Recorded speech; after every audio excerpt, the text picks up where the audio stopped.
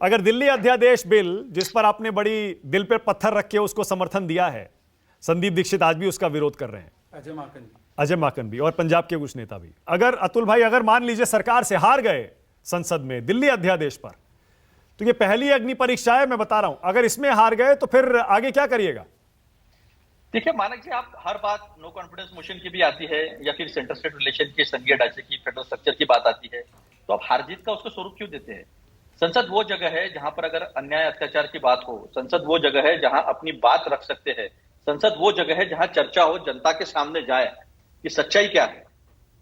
ये बात सही है कि किसी भी अगर सुप्रीम कोर्ट का अगर कोई भी ऑर्डर आता है तो उसको अध्यादेश लाकर या फिर संसद में उसको बदला जा सकता है। This is constitutional liberty given to everyone. लेकिन कुछ तो मॉरलिटी होती है ना। एक क्लास 2 क्लास 3 ऑफिसर्स की ट्रांसफर जो है, वो ट्रांसफर स्टेट का ही अधिकार होना चाहिए, क्योंकि एडमिनिस्ट्रेशन अल्टीमेटली स्टेट के हाथ में होता है। कुछ सब्जेक्ट दिल्ली, एवरीबडी नोज कि दिल्ली जो है वो एक सेलिब्रेटेड कॉर्पोरेशन है, दिल्ली एनसीआर में आता है, कैपिटल सिटी हमारी, वहां के कुछ रेस्ट्रिक्शंस है, ये सारी चीजें हैं। लेकिन मतलब आप कह रहे हैं सारे एक मिनट, दिल्ली बना कब से है? उसके बाद क्या ये अधिकार छीन लिए गए हैं? नहीं छीन लिए गए हैं। तो ये बात तो बीजेपी की सबके सामने है कि जहां जहां भाजपा का सरकार नहीं है, विपक्ष की सरकार है, वहां वहां गवर्नर का इस्तेमाल कर किस तरह से सरकारों को डिस्टेबलाइज करने की कोशिश की गई है, ये तो सब जगह दिखाई दे रहा है। अतुल लोंडे पाटिल, मेरा सवाल था अगर हार गए संसद में तो क्या करेंगे? आपने कहा कि मोरालिटी भी कोई चीज होती है, मतलब आप अपनी मॉरल विक्ट्री ढूंढेंगे अगर नंबर्स में हार गए तो? नहीं, आप समझ नहीं रहे हैं। वो राज्यसभा का नंबर जो है वो केसीआर को भी सोचना पड़ेगा, केसीआर को भी सोचना पड़ेगा। उसके बेटी को 10-10 घंटे बिठाया, अभी शांत हो गए हैं, अभी नहीं बिठाए रहे।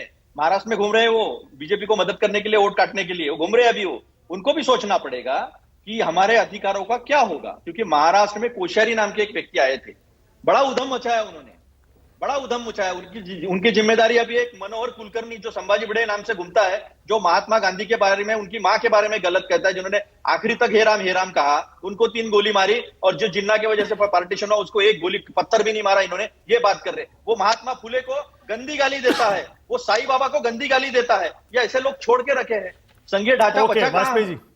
वाजपेयी जी एक कमेंट करिए और मुझे थोड़ा बड़ी तस्वीर बताइए इस पहली मैं इसे अग्नि परीक्षा कह रहा हूं, दोनों पक्षों की है, क्योंकि ये पहली बार हो रहा है इस तरह से वोटिंग होगी। दिल्ली अध्यादेश पर तलवारें तो खिंची हुई हैं, पता है कौन किस तरफ है, ऑलमोस्ट 2-3 पार्टियां नहीं है।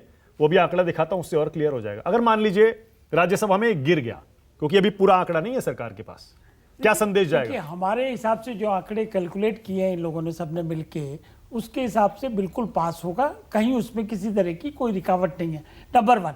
और नंबर 2, जैसा लॉन्डे साहब समझदार आदमी है, इन्होंने बिल्कुल क्लियर कहा कि सेंट्रल गवर्नमेंट को पावर होती है, जब पार्लियामेंट सेशन में नहीं है तो ऑर्डिनेंस ला सकते हैं।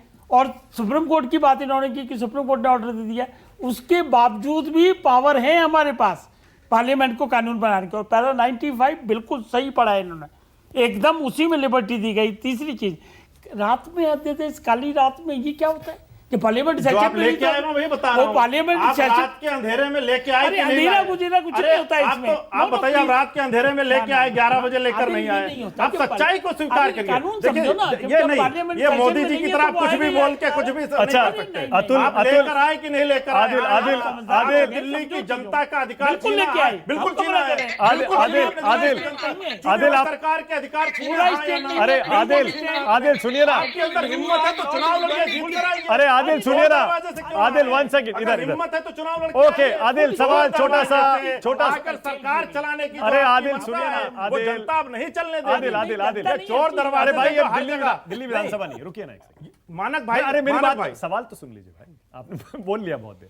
अतुल लोंडे पाटिल भी खुद कह रहे हैं कि सरकार के पास पावर है, लेकिन मोरालिटी भी कोई चीज होती है। यानी टेक्निकल ग्राउंड पर, लीगल ग्राउंड पर आप कमजोर हैं, और पार्लियामेंट में भी आप कमजोर हैं, आंकड़े आपके पास नहीं है।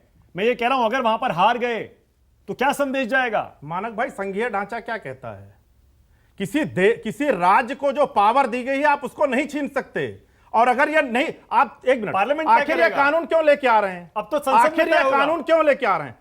क्या संविधान से अगर जो लिखा होता, अगर वो लिखा होता तो फिर कानून लाने की जरूरत क्यों पड़ती? इसका मतलब यह है कि भारतीय जनता पार्टी और मोदी जी चोर दरवाजे से दिल्ली को चलाना चाहते हैं। बताइए भाई, बिल्कुल साफ बात है ये। देखिए वो एक और अतुल लोंडे पाटिल भी ये कह रहे हैं जहां जीतते नहीं है वहां पिछले जहां नहीं जीतते वहां पर गवर्नर और लेफ्टिनेंट गवर्नर के माध्यम से सरकार चला रहे हैं, सीबीआई और ईडी के माध्यम से सरकार चला रहे हैं। एक भी बार आपके बीच में नहीं बोला, अच्छी चर्चा होने दीजिए। अतुल लोंडे पाटिल जी के एक लाइन पर आपने ध्यान नहीं दिया, उन्होंने बोला कि दिल्ली ग्लोरीफाइड कॉरपोरेशन है, ये राज्य राज्य चीख रहे हैं, इनको पता नहीं संघीय ढांचा जो बोल रहे हैं, उन्होंने आपके साथ ही है, उन्होंने ग्लोरीफाइड कॉरपोरेशन अर्थात आपके केजरीवाल ग्लोरीफाइड मेयर के अलावा कुछ नहीं है, ये उन्होंने कहा, मेरे शब्द नहीं है। और पहली बात आदिल जी देखिए, मैं एक मेयर से इतना डर, अरे भाई आदिल मेयर से इतना डर, देखिए ऐसा है, हाँ मैं बता देता हूँ, अब आप बीच में मत बोलिए, बीच में मौका दे दीजिए, आप पूरा बोलिए भाई, आप ही को बोलना है, आप लोगों को ही बोलना है मिलकर। मैं तो केवल इतना कह रहा हूँ, देखिए आदिल भाई की गलती नहीं है, इनके सारे काम आधी रात के ही होते हैं। ये शराब लिकर पॉलिसी लाए थे तो आधी रात को ही लाए थे, कोविड का काल चल रहा था, शीश महल बनाया तो वो भी आधी रात में ही तो चल रहा था। तो ये आधी रात की जो उपज है वो आधी रात के ही सारे काम समझती है। ऑर्डिनेंस तो दिन में आता है मंत्रालय से या गजट से, परंतु वो कहते हैं ना, मन में जो भावना होती है या जो आप होते हो वही चीज आप सब में देखते हो। तो जो आधी रात की उपज है वो सारे काम आधी रात की देखती है। अब दूसरी बात, अब मैं बोल रहा हूं, मैं आपको क्या कह रहा हूं कि टेक्निकली पैरा 95 क्या है उस पर जवाब नहीं, 239AA3B क्या है उस पर जवाब नहीं। ये मान रहे हैं कि दिल्ली पूर्ण राज्य है और कह रहे हैं कि राज्य का अधिकार है। भाई राज्य नहीं है दिल्ली, ये आपको सुप्रीम कोर्ट का वो 105 पेज का ऑर्डर पढ़ा होता तो आपको पता होगा कि दिल्ली पूर्ण राज्य नहीं है। मेरा सवाल टेक्निकलिटी की तो बात है, नहीं, ये टेक्निकलिटी का ही विषय है। अब अगर देख लीजिए संसद में आप इसे पास नहीं करवा पाए हाँ।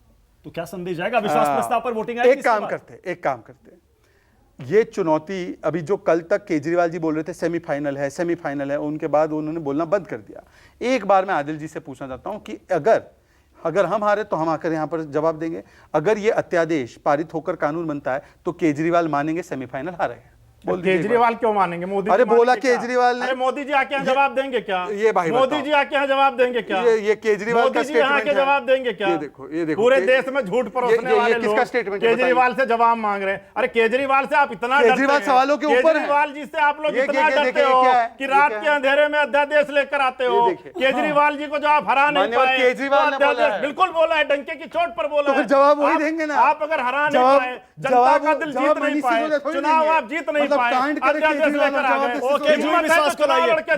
को लाइए,